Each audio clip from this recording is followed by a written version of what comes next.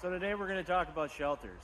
So it's a few shelters you can make real fast out of simple things like string, tarp, or a poncho.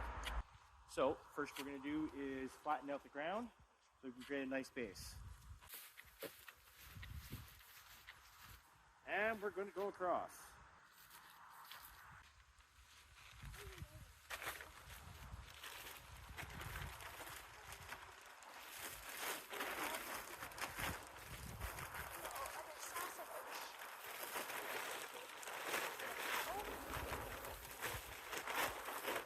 Didn't take it out. What we ended up doing is burying the back half in snow.